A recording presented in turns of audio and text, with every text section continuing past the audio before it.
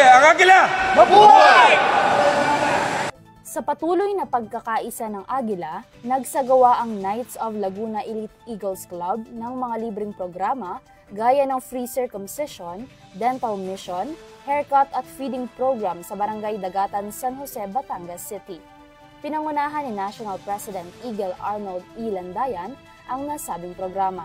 Sinabi ni Regional Governor Eagle Angelito C. Quintana na matagal ng layunin ng Agila na makatulong sa kapwa at makapagbigay ng naaayon sa kanilang pangangailangan.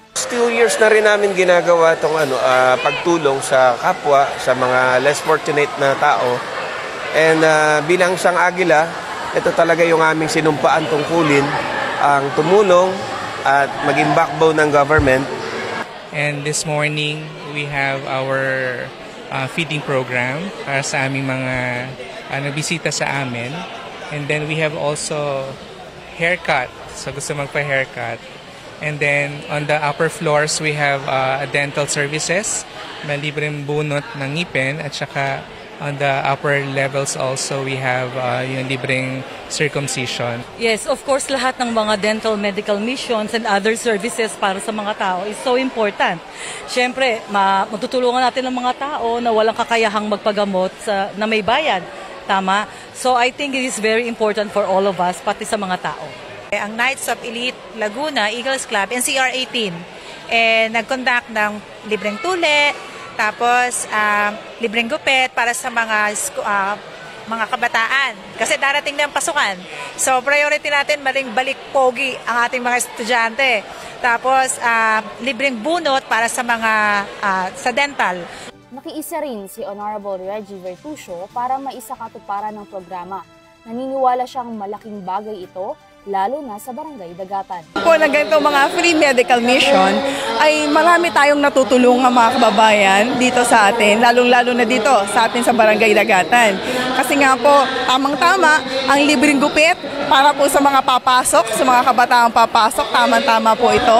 At ang libreng tuli naman ay para sa mga magbibinata, sabi nga natin, ng mga magpapatuli, hanggat walang pasok ay ating matulungan. At ito namang ating dental mission, sa totoo marami natutulungan ito kasi ang dental mission, alam naman natin, medyo costly na rin sa panahon ngayon. At ang madami rin na gustong pumasok ng trabaho, minsan talaga sa mga medical kailangan nila na ang kanilang mga ipin ay maayos, maganito. At malaking tulong at malaking bagay ito, lalo-lalo dito sa Barangay Dagatan. Samantala, aabot naman sa halos 300 na ang natulungan ng organisasyon at programa kung saan naging mas accessible rin dito ang libreng gupit, tuli, dental mission at feeding program ng Agila para sa mamamayan ng Dagatan. Ito po kasi mga gawain ay nakakatulong upang yung mga kababayan natin na hindi nakakarating sa bayan at naabutan ng serbisyo ay napupuntahan natin at nabibigyan ng tulong sa abot na makakaya ng samahan. Sa katulad po ngayon, halos 300 po yung ating mga taga-Barangay Dagatan ang natulungan para sa ganito pong gawain. Sa kabilang banda, nakabuo rin ang grupo ng Agila Energy Drink, isang proyekto na naglalayong makapagbigay ng benepisyo sa kalusugan ng mga bata. Nakatutulong din ito sa kada sachet ng pagbili ng energy drink na may 50 cents na inilalaan para sa mga foundation. Agila cereal drink is mabibili nyo po na 10 pesos lang ang isa. Complete na to yung breakfast ng isang bata. Usually, ang mga bata ayaw na ng lugaw, ayaw na ng sopas eh. Eto, chocolate and vanilla, malaking bagay po sa kanila. Agila energy drink, isa po sa layunin natin ay maipahatid sa mga tao na let us give a helping hand.